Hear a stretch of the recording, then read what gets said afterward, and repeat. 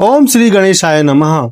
श्रीमद् भागवत की इस कथा में परीक्षित की दिग्विजय, धर्म और पृथ्वी के संवाद और राजा परीक्षित जी को श्राप किस कारणवश मिला, इसका पूरा वर्णन मिलता है।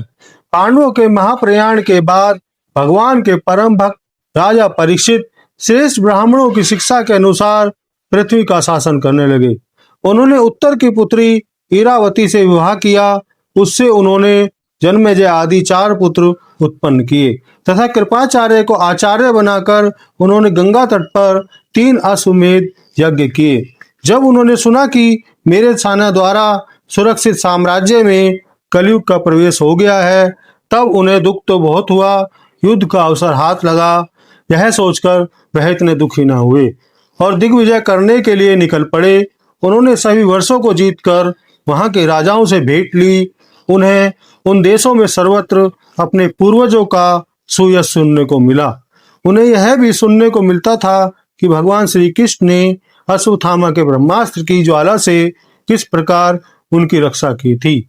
यदुवंशी और पांडवों में परस्पर कितना प्रेम था तथा पांडवों की भगवान श्री कृष्ण में कितनी भक्ति थी।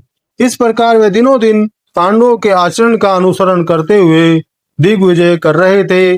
उन्हीं दिनों उनके सिर से थोड़ी ही दूर पर एक आश्चर्यजनक घटना घटी। धर्म बैल का रूप धारण करके एक पैर से घूम रहा था। एक स्थान पर उसे गाय के रूप में पृथ्वी मिली। धर्म प्रेम पृथ्वी से पूछने लगा, कुशल से तो हो ना? तुम्हारा मुख कुछ कुछ मलिन हो रहा है, तुम शरीरहीन हो रही हो। मालूम होता है तुम्हारे हृदय में कुछ ना कुछ दुख अवश्य है। कहीं तुम मेरी चिंता तो नहीं कर रही हो कि अब इसके 3 पैर टूट गए हैं, एक ही पैर रह गया है। संभव है तुम अपने लिए ही शोक कर रही हो कि अब शूद्र तुम्हारे ऊपर शासन करेंगे। आजकल की जनता खान पान, वस्त्र, स्नान और स्त्री सहवास आदि में शास्त्रीय नियमों का पालन न करके स्वेच्छाचार कर रही है। क्या इसके लिए तुम दुखी हो? अब समझ में आया कि हो न हो तुम्हें भगवान श्री कृष्ण की ही याद आ रही होगी, क्योंकि उन्होंने तुम्हारा भार उतारने के लिए ही अवतार लिया था और ऐसी लीलाएं की थी। पृथ्वी ने धर्म से कहा, तुम मुझसे जो कुछ पूछ रहे हो वह सब स्वयं जानते हो। तुम सारे संसार को सुख पहुंचाने वाले अपने चारों चरणों से युक्त थे। उन्हीं समस्त गुणों के आश्रय भगवान श्री कृष्ण ने इस समय इस लोक से अपनी लीला संवरण कर ली और यह संसार पाप में कलयुग की कुदृष्टि का शिकार हो गया। यही देखकर मुझे बड़ा शोक हो रहा है। मेरे सौभाग्य का अब अंत हो गया। भगवान ने मुझ अभागिनी को छोड़ दिया। मालूम होता है कि मुझे अपने सौभाग्य पर गर्व हो गया था, इसलिए उन्होंने मुझे यह दंड दिया है। जिनके चरण कमलों के स्पर्श से निरंतर आनंद से पुलकित रहती थी, उन पुरुषोत्तम भगवान श्री कृष्ण का विरह भला कौन सह सकती है। धर्म और पृथ्वी इस प्रकार आपस में बातचीत कर ही रहे थे कि उसी समय राज ऋषि परीक्षित सरस्वती के तट पर आ पहुंचे। वहां पहुंचकर राजा परीक्षित ने देखा कि एक राजवेशधारी हाथ में डंडा लिए हुए है और गाय बैल के जोड़े को पीट रहा है। बैल एक पैर से खड़ा कांप रहा था तथा शूद्र की ताड़ना से पीड़ित और भयभीत होकर मूत्र त्याग कर रहा था। गाय भी बार बार शूद्र के पैरों की ठोकरें खाकर अत्यंत दीन हो रही थी। उसकी आंखों से आंसू बहे जा रहे थे। राजा परीक्षित ने उसको ललकारा, अरे तू कौन है जो बलवान होकर भी मेरे राज्य के इन दुर्बल प्राणियों को मार रहा है? तूने भेष तो राजा का सा बना रखा है, परंतु तेरा कर्म शूद्र का है। मेरे दादा अर्जुन के साथ भगवान श्री कृष्ण के अपने धाम पधार जाने पर इस प्रकार निर्जन वन में निरपराधों पर प्रहार करने वाला तू अपराधी है, अतः वध के योग्य है। उन्होंने धर्म रूपी बैल से पूछा, 3 पैर न होने पर भी आप एक ही पैर से चलते फिरते हैं। मुझे यह देखकर बड़ा कष्ट हो रहा है। आप क्या बैल के रूप में कोई देवता हैं? इस दुष्ट से निर्भय हो जाएं। गौ माता, मैं दुष्टों को दंड देने वाला हूँ। अब आप रोए मत, आपका कल्याण होगा। यह महादुष्ट और प्राणियों को पीड़ित करने वाला है, अतः मैं अभी इसे मार डालूंगा। आप तो 4 पैर वाले जीव हैं, आपके 3 पैर किसने काट डाले? बताइए, आप जैसे निरपराध साधुओं का अंग भंग करके किस दुष्ट ने पांडवों की कीर्ति पर कलंक लगाया है? जो व्यक्ति निरपराध प्राणियों को दुख देता है, चाहे वह देवता ही क्यों न हो, मैं उसकी भुजा को काट डालूंगा। अपने धर्म में स्थित लोगों का पालन करना राजाओं का परम धर्म है। धर्म ने कहा, महाराज आप पांडु वंशज हैं, दुखियों को आश्वासन देना आपके योग्य ही है। जो लोग किसी भी प्रकार के द्वैत को स्वीकार नहीं करते, वे अपने आप को ही दुख का कारण बतलाते हैं। कोई प्रारब्ध को कारण बताते हैं, कोई कर्म को, कुछ लोग स्वभाव को तथा कुछ ईश्वर को ही कारण मानते हैं। कोई तो कहता है दुख का कारण ना तो तर्क के द्वारा जाना जा सकता है और ना वाणी के द्वारा बताया जा सकता है। अब इनमें से कौन सा मत ठीक है, आप ही विचार कर लीजिए। सम्राट परीक्षित यह सुनकर बहुत प्रसन्न हुए और बोले, धर्म का तत्व जानने वाले वृषभ देव, आप धर्म का उपदेश कर रहे हैं। अवश्य ही आप वृषभ के रूप में धर्म है। चुगली करने वालों को भी नरक आदि प्राप्त होता है, इसलिए आप नहीं बताते हैं। भगवान की माया को कौन जान सकता है। सतयुग में आपके 4 चरण थे। अधर्म के अंश गर्व, आसक्ति और मद से 3 चरण नष्ट हो चुके हैं। आप अपने 4थे चरण के बल पर ही जी रहे हैं। अधर्म रूप कलयुग इसे भी ग्रास करना चाहता है। ये गौ माता साक्षात पृथ्वी है। यह चिंता कर रही है कि अब राजा का स्वांग बनाकर ब्राह्मण द्रोही शूद्र मुझे भोगेंगे। महाराज परीक्षित ने सांत्वना देकर कलयुग को मारने के लिए तीक्ष्ण तलवार उठाई। कलयुग ने झटपट अपने राज चिन्ह उतार कर उनके पैरों में अपना सिर रख दिया। महाराजा परीक्षित दीन वत्सल व शरणागत रक्षक थे। कलयुग के पैरों में सिर पड़ा देखकर वह हंसते हुए उनसे कहे, अब तू हाथ जोड़कर शरण में आ गया है तो तुझे कोई भय नहीं है। तू अधर्म का सहायक है, इसलिए तुझे मेरे राज्य में बिल्कुल नहीं रहना चाहिए। इस देश में भगवान श्री यज्ञ के रूप में निवास करते हैं। वायु की भांति समस्त चराचर जीवों के बाहर भीतर रहते हुए उनकी कामनाओं को पूर्ण करते हैं। अधर्म के ज्ञानी, तेरे रहने से यहाँ अधर्म की बढ़ती हो रही है। ब्रह्मावर्त में तू एक क्षण के लिए भी ना ठहरना, क्योंकि यह धर्म और सत्य का निवास स्थान है। राजा परीक्षित की यह आज्ञा सुनकर कलयुग सिहर उठा। यमराज के समान हाथ में तलवार लिए हुए राजा परीक्षित से वह बोला, सार्वभौम आपकी आज्ञा से मैं जहाँ कहीं भी रहने का विचार करता हूँ तो देखता हूँ आप हाथ में तलवार लेकर खड़े हैं। अतः आप ही कृपा करके मुझे यह बताइए कि मैं कहाँ रहूं। कलयुग की प्रार्थना सुनकर उन्होंने 4 स्थान दिए, द्यूत, मद्यपान, स्त्री संग और हिंसा। कलयुग ने और भी स्थान मांगे तो उन्होंने स्वर्ण और दे दिया। इनमें क्रमशः झूठ, मद, काम, बैर और रजोगुण निवास करते हैं। इसके बाद राजा परीक्षित ने धर्म रूप वृषभ के 3 चरणों को जोड़ दिया और आश्वासन देकर पृथ्वी का संवर्धन किया। एक दिन राजा परीक्षित वन में शिकार खेलने के लिए गए। वहां थक गए, उन्हें बड़े जोर की भूख प्यास लगी। जब उन्हें जलाशय न मिला तब वह पास ही के ऋषि आश्रम में अंदर गए।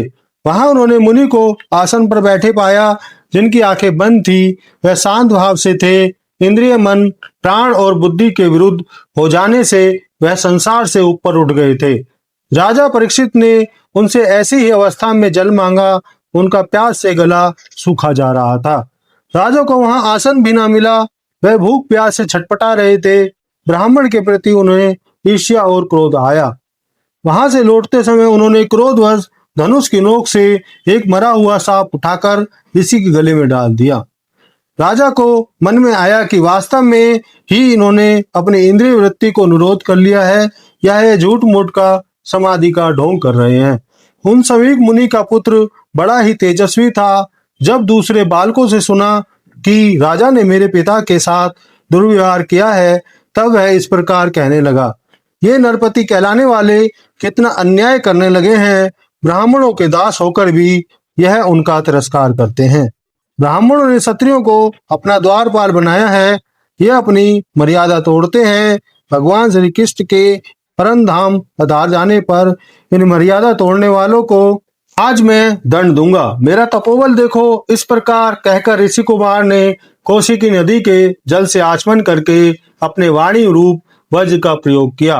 कुलंगार परीक्षित ने मेरे पिता का अपमान करके मर्यादा का उल्लंघन किया है, इसलिए मेरी प्रेरणा से आज के 7वें दिन उसे तक्षक सब डस लेगा। इसके बाद वह बालक अपने आश्रम पर आया और पिता के गले में मरा हुआ सांप देखकर रोने चिल्लाने लगा। समीक मुनि ने अपने पुत्र का रोना चिल्लाना सुनकर धीरे धीरे अपनी आंखें खोली और देखा उनके गले में मरा हुआ सांप पड़ा है। उसे फेंककर उन्होंने अपने पुत्र से पूछा, बेटा तुम क्यों रो रहे हो? किसने तुम्हारा अपकार किया है? पूछने पर बालक ने सारा हाल कह दिया। सांप की बात सुनकर उन्होंने कहा, ओह मूर्ख बालक, तूने बड़ा पाप किया। छोटी सी गलती के लिए इतना बड़ा दंड। तेरी बुद्धि अभी कच्ची है। तुझे भगवत स्वरूप राजा को साधारण मनुष्य के समान नहीं समझना चाहिए। राजा के नष्ट हो जाने पर धन आदि चुराने वाले चोर जो पाप करेंगे, उसके साथ हमारा कोई संबंध न होने पर वह भी हम पर भी लागू होगा। वह भगवान के परम प्यारे भक्त हैं। वही राजऋषि भूख प्यास से व्याकुल होकर हमारे आश्रम पर आए थे। वह सांप की योग्य कदापि न थे। महामुनि समीक को पुत्र के अपराध पर बड़ा पश्चाताप हुआ। राजा परीक्षित ने जो उनका अपमान किया था उस पर तो उन्होंने ध्यान ही नहीं दिया। राजधानी में पहुंचने पर राजा परीक्षित को अपने निंदनीय कर्म के लिए बड़ा पश्चाताप हुआ और सोचने लगे, मैंने बड़ा नीच व्यवहार किया। अवश्य ही उन महात्मा के अपमान के फलस्वरूप शीघ्र से शीघ्र मुझ पर कोई विपत्ति आएगी। वे इस प्रकार चिंता कर ही रहे थे कि उन्हें मालूम हुआ कि ऋषि कुमार के शाप से तक्षक मुझे डस लेगा। अब उन्हें शीघ्र ही वैराग्य प्राप्त होने का कारण प्राप्त हो गया। वह सब त्याग कर भगवान श्री कृष्ण के चरणों में ही सर्वोपरि मानकर आमरण अनशन व्रत लेकर गंगा तट पर बैठ गए। उन्होंने आसक्तियों का परित्याग कर दिया। विभिन्न गोत्रों के मुख्य मुख्य ऋषियों को एकत्र देखकर राजा ने उनके चरणों पर सिर रखकर वंदना की। राजा परीक्षित ने उन योग युक्त मुनियों को अभिनंदन किया और भगवान के मनोहर चरित्र सुनने की इच्छा से ऋषियों की प्रार्थना की। उसी समय पृथ्वी पर स्वेच्छा से विचरण करते हुए किसी की कोई अपेक्षा न रखने वाले व्यास नंदन भगवान श्री सुखदेव जी वहां प्रकट हो गए। बच्चों और स्त्रियों ने उन्हें घेर रखा था। उनका वेश अद्भुत का था। 16 वर्ष की अवस्था थी। राजा परीक्षित ने अतिथि रूप से पधारे हुए श्री सुखदेव जी को सिर झुकाकर प्रणाम किया और उनकी पूजा की। सबके द्वारा सम्मानित होकर श्री सुखदेव जी श्रेष्ठ आसन पर विराजमान हुए। परीक्षित ने पूछा, आप योगियों के परम गुरु हैं, इसलिए मैं आपसे परम सिद्धि के साधन के संबंध में प्रश्न कर रहा हूँ। जो पुरुष सर्वदा मरणासन है उसको क्या करना चाहिए तथा मनुष्य मात्र को क्या करना चाहिए? वह किसका श्रवण, किसका तप, किसका स्मरण और किसका भजन करें तथा किसका त्याग करें? जब राजा ने बड़ी ही मधुर वाणी से इस प्रकार प्रश्न किए तब समस्त धर्मों के मर्मज्ञ व्यास नंदन भगवान श्री सुखदेव जी उनका उत्तर देने लगे। श्री सुखदेव जी ने कहा, परीक्षित, जो अभय पद को प्राप्त करना चाहता है उसे तो सर्वात्मा सर्वशक्तिमान भगवान श्री कृष्ण की ही लीलाओं का श्रवण कीर्तन और स्मरण करना चाहिए। जैसे हो ध्यान से, भक्ति से अथवा अपने धर्म की निष्ठा से। जीवन को ऐसा बना लिया जाए कि मृत्यु के समय भगवान की स्मृति अवश्य बनी रहे। राज ऋषि खटवंग अपनी आयु के समाप्ति के समय जानकर 2 घड़ी में सब कुछ त्याग कर भगवान के अभय पद को प्राप्त हो गए। अभी तो तुम्हारे जीवन की अवधि 7 दिन की है। इस बीच में ही तुम अपने परम कल्याण के लिए जो कुछ करना चाहो सब कर लो। मृत्यु का समय आने पर घबराएं नहीं।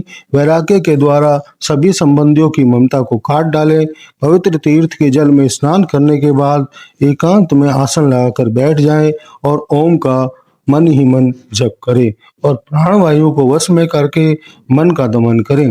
बुद्धि की सहायता से मन के द्वारा इंद्रियों को उसके विषय से हटा लें और भगवान में ऐसा तल्लीन कर दें कि फिर और किसी विषय का चिंतन ही न हो।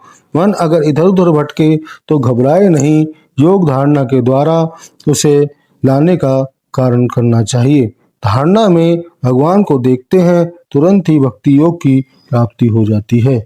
मन अगर इधर उधर भटके तो घबराए नहीं। योग धारणा के द्वारा उसे वश में करना चाहिए। धारणा में स्थिर हो जाने पर ध्यान में जब योगी अपने परम मंगल में भगवान को देखता है तब तुरंत ही भक्ति योग की प्राप्ति हो जाती है।